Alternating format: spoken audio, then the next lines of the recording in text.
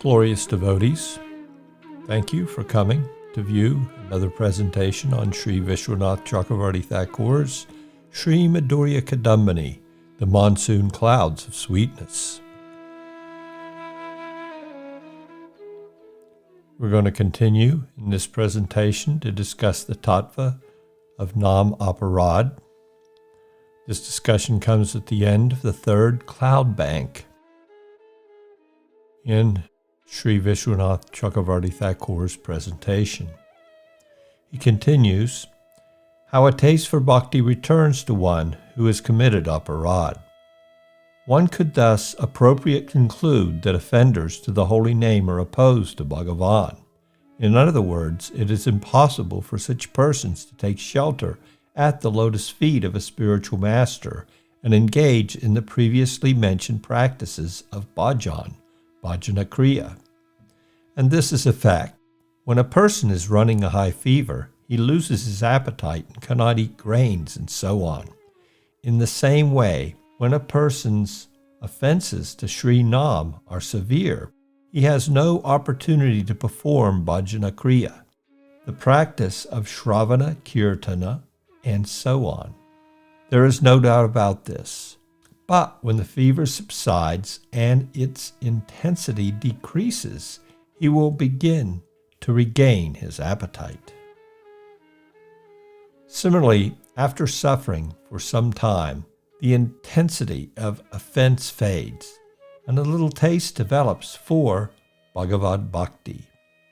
In this manner, the offender to the holy name develops the qualification to perform bhakti. Even after a fever subsides, nutritious foodstuffs like milk and grains can only give limited, not complete, nourishment to a convalescing patient.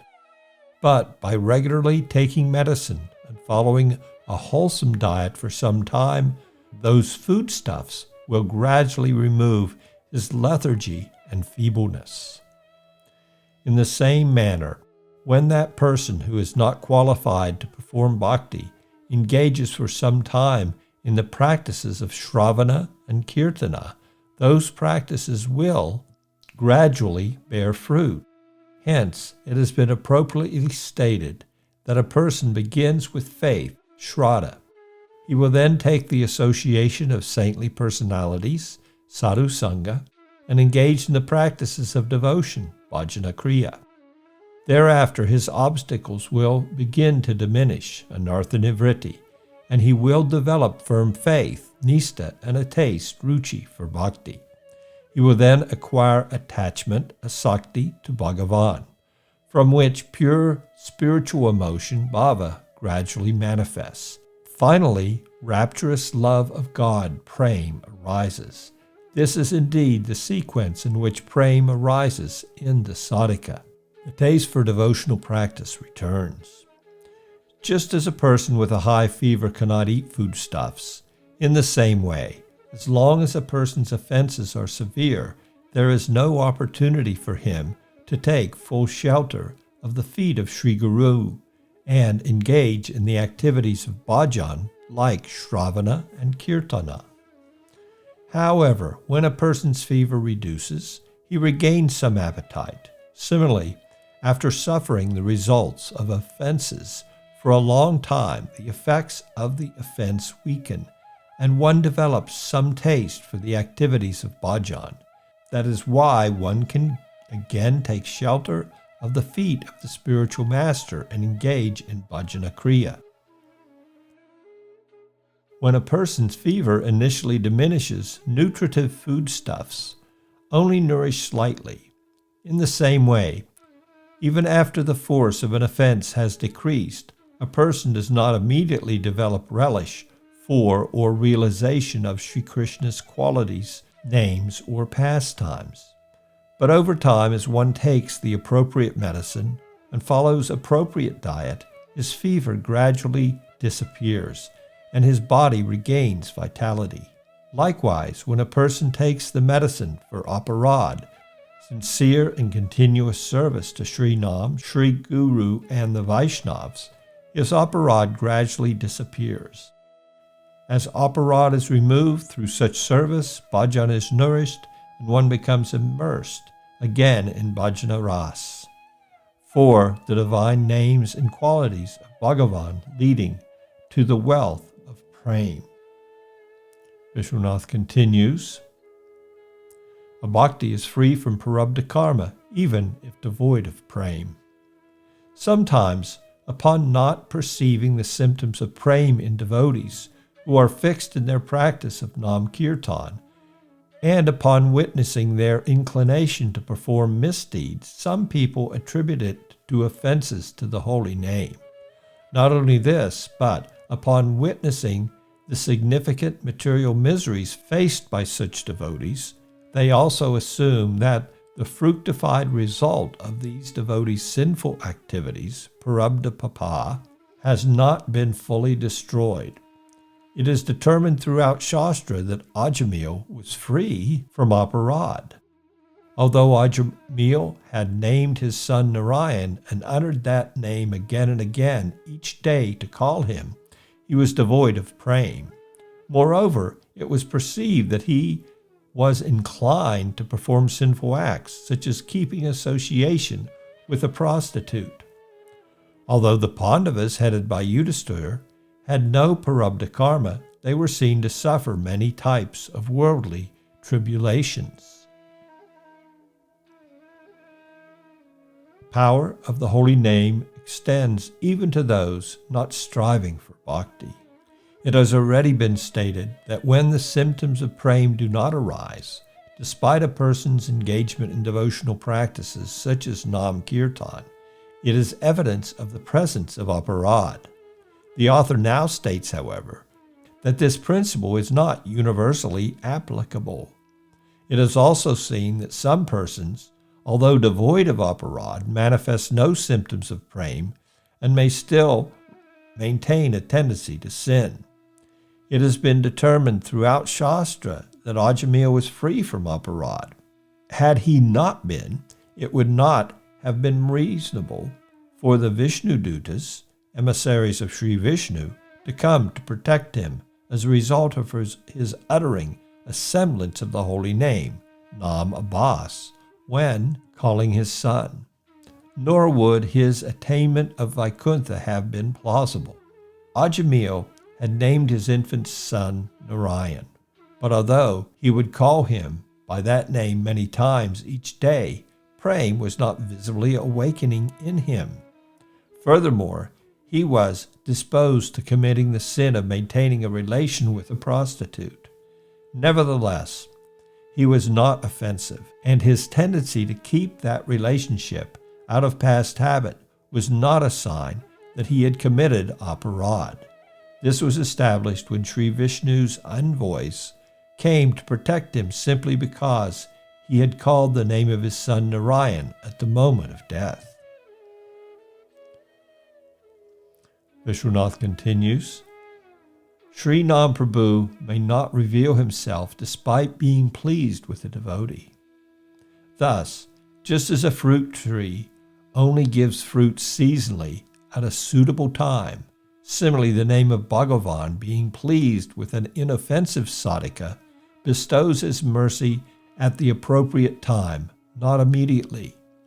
The multitude of sins resulting from the influence of a devotee's former habits are insignificant, just like the bite of a defanged snake. Bhagavan confers suffering upon his devotees to increase their humility and eagerness. Whatever disease, lamentation, or distress may be perceived in devotees is not due to their Parabda karma, reaction to their past activity. In the scriptures, Bhagavan himself states, I gradually take away all the wealth of the person I favor. Experiencing hardship upon hardship, my impoverished devotee is abandoned by his kith and kin. Bhagavan has also said, severe disease and poverty are the symptoms of my mercy.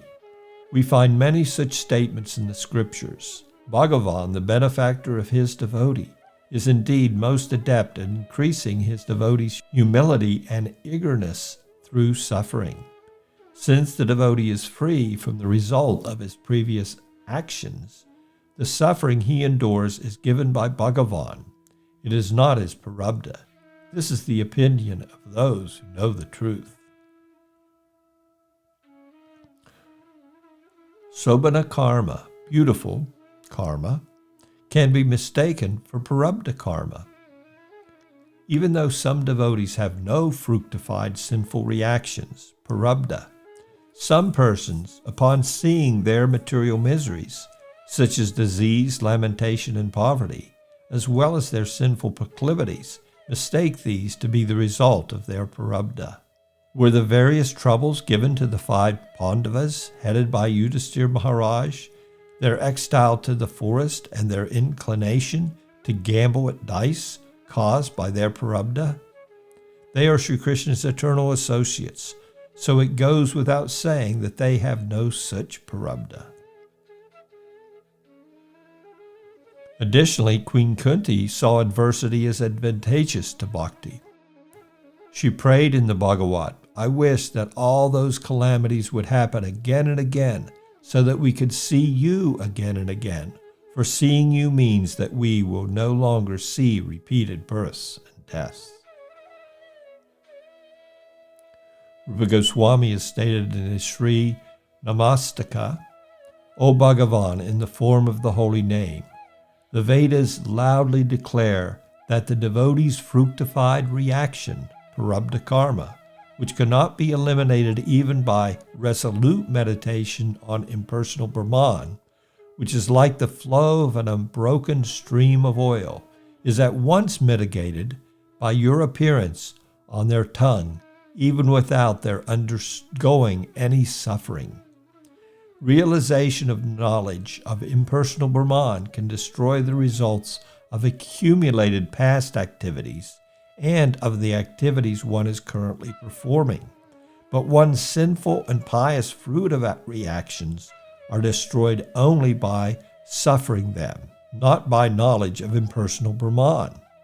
Simply by uttering your holy name, however, that Parabda karma is easily destroyed." Thus ends the 3rd shower of nectar of Sri Visvanatha Cakravarti's Madhurya Kadambini, elimination of all impediments to bhakti. Srila Visvanatha Cakravarti Ṭhakura has instructed that from the very beginning of devotional practice, reactions to both sinful and pious activities are almost completely eliminated. Therefore, any semblance of Parabda karma in the life of Krishna's devotee must be understood to be Sobhana karma. Sobhana karma, beautiful karma, is that which manifests by the Lord's Swarup Shakti. This apparent material enjoyment or suffering is experienced to enthuse one in their devotion to Bhagavan, or showcase in the material world the exemplary character and activities of Krishna's unalloyed devotees. Such karma is sometimes sought in humility by the devotee, as in the case of Queen Kunti, or may be bestowed by Krishna to help the sadhaka sever all ties to material entanglements.